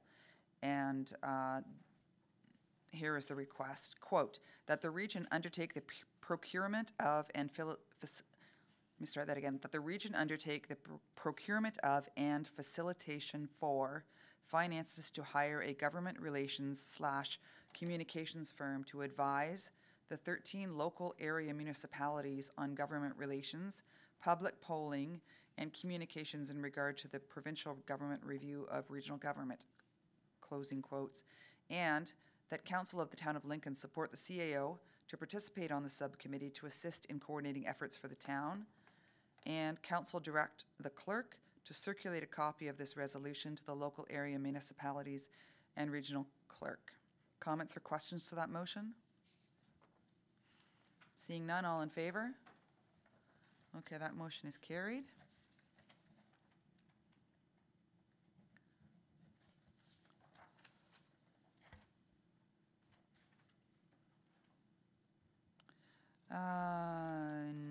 Notices of motion. I don't believe there are any notices of motion, but I'll ask the question.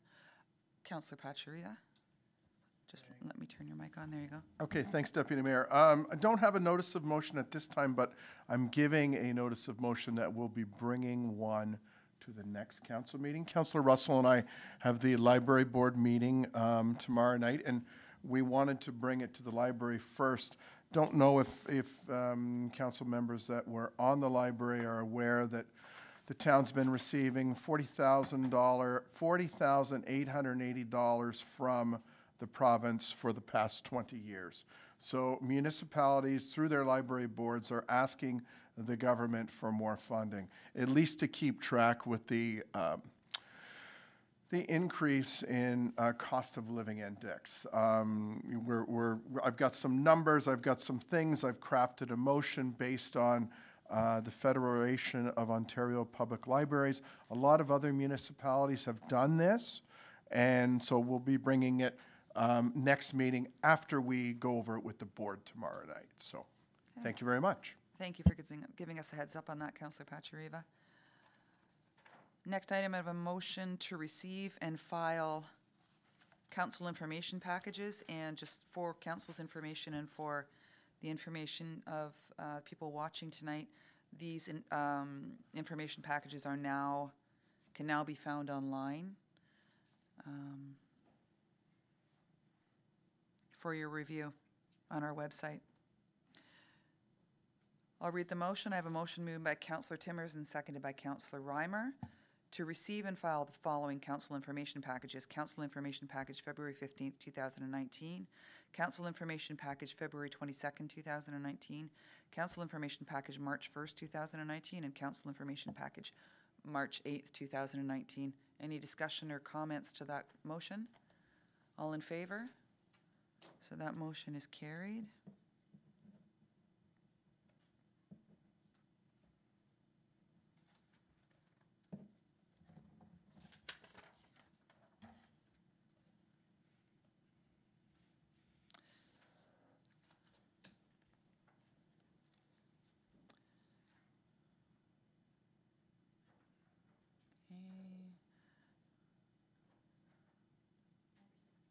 Yeah. Motion to consider confidential items. We don't have any. So next on the agenda is the motion to approve bylaws, and Councillor Reimer had declared an interest earlier on in item number 17.6. So Councillor Reimer is we're going to bring that forward and discuss it first, consider it first, so Councillor Reimer can sit out, and then he can come back in and participate in the ratification of the other bylaws.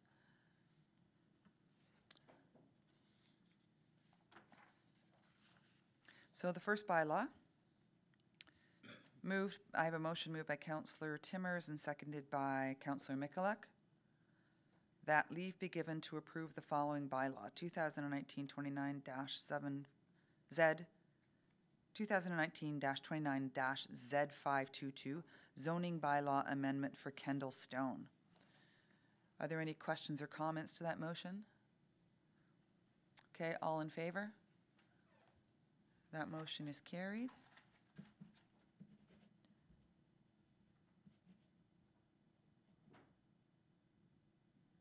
And Councillor Reimer can rejoin.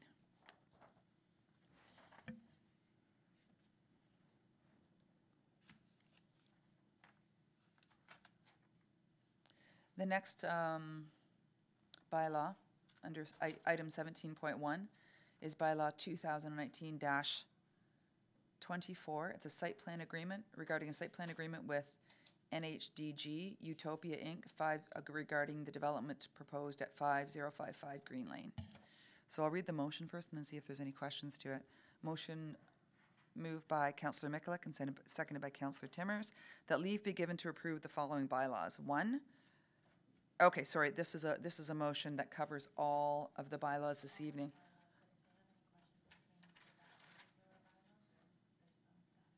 Okay, so I'm going to read the motion in its entirety, and if there's any questions on any of these bylaws, I will ask for that at the end of the motion.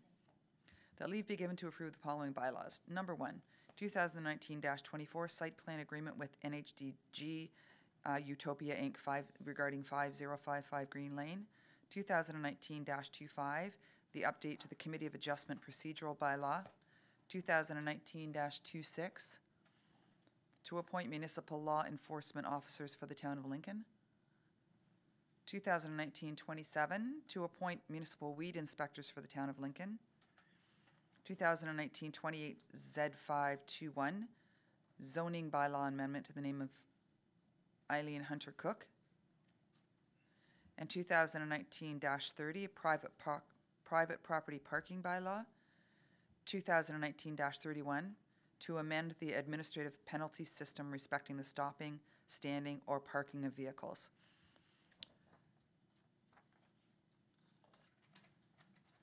So are there any questions to any of those bylaws? I've been asked by the clerk to let you know that, the developer for the first bylaw for the development at 5055 Green Lane is here tonight, and also Melissa Shee is here to answer questions if anybody has any questions regarding that development, the site plan approval. So any questions to that? Okay, Councillor Russell. Thanks, Deputy Mayor Renchema. Through you, I guess it would probably be to Public Works. It's just a note on the site plan as it was presented or sent to us. My concern is the intersection between on Green Lane, the new development, and Cedarbrook. Right now, traffic probably isn't heavy enough to warrant a stoplight there, but maybe for future consideration, particularly when the school opens up down the road in Grimsby, that Green Lane will be a much more high volume road.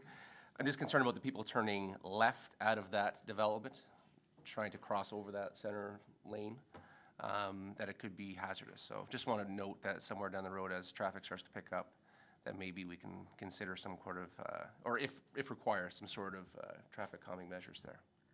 That's all. Thanks, Councillor Russell. So that's more, is there a question in there, or would you like that noted and taken into consideration for the future? Okay. Thank you. So any other questions to these bylaws? Seeing none. All in favor?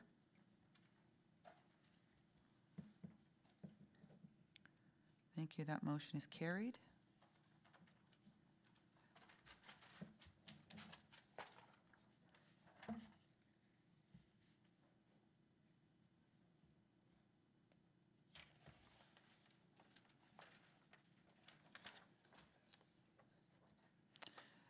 Next on the agenda is the motion to confirm the proceedings of tonight's council meeting. I have a motion moved by Councillor Pachariva and seconded by Councillor Russell, that leave be given to introduce bylaw number 2019-32, being a bylaw to confirm the proceedings of council at its meeting held on Monday, March 18th, 2019, being read a first, second, and third time. That bylaw number 2019-32 be enacted and passed, and that the mayor and clerk sign and seal the said bylaw. Questions or comments to that motion? All in favor? Okay, that motion is carried.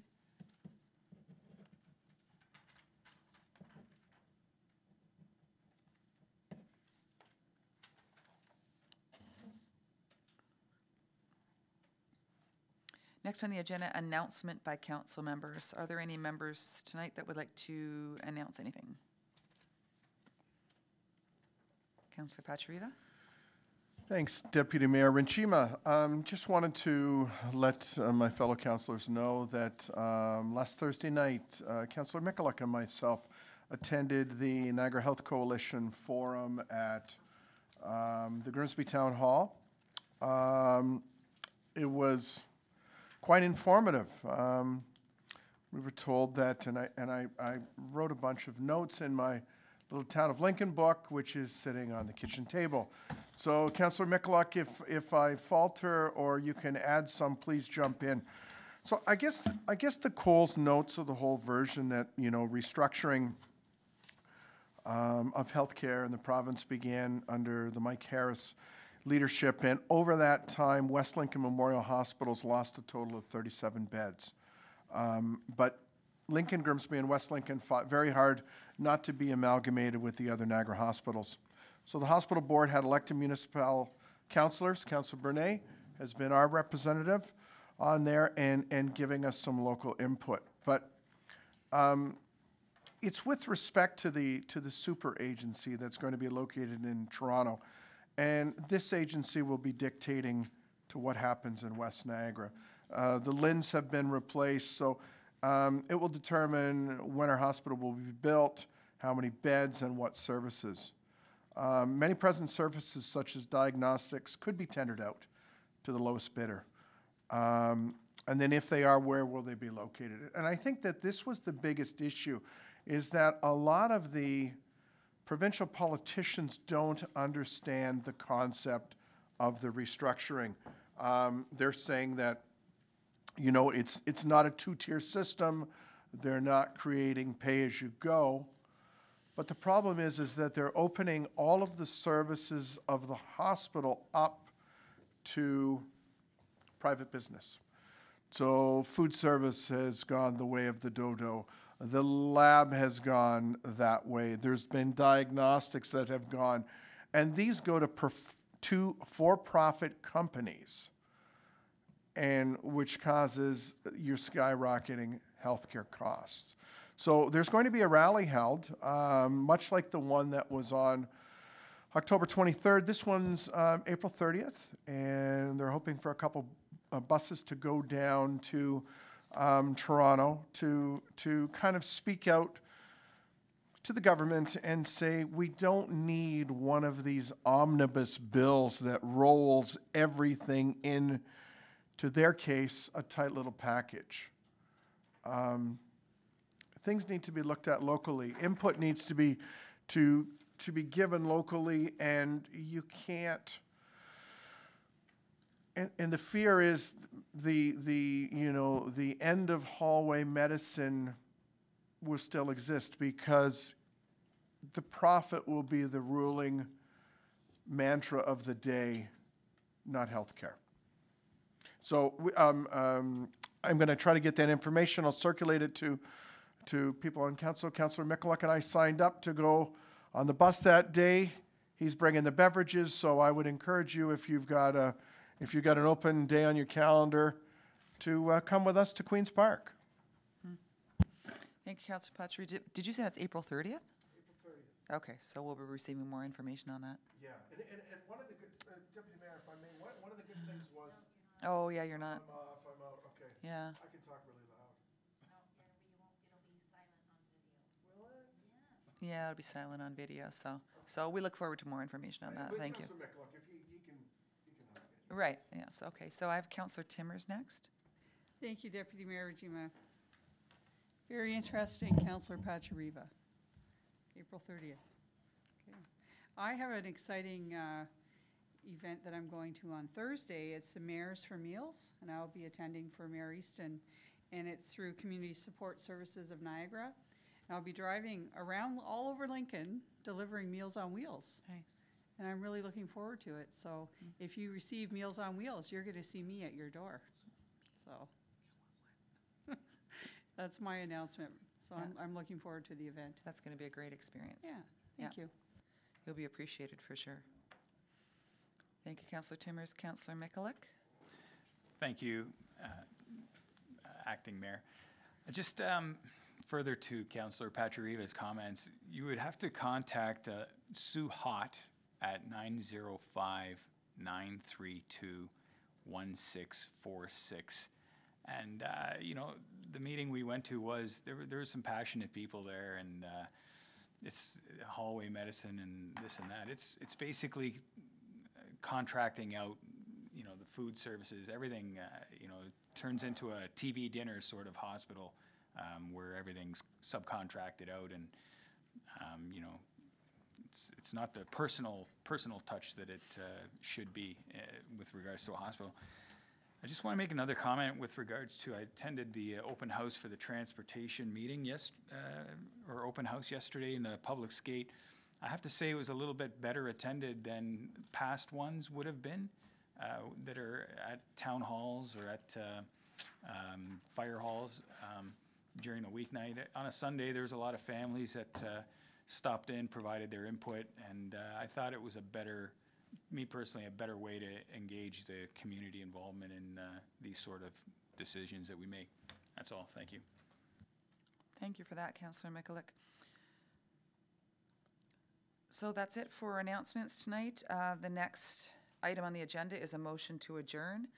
I have a motion moved by Councillor Brunet and seconded by Councillor Pachariva that council on March 18th, 2019 be adjourned. All in favor? Okay, that meeting is adjourned, and thank you very much for your attendance tonight and participation.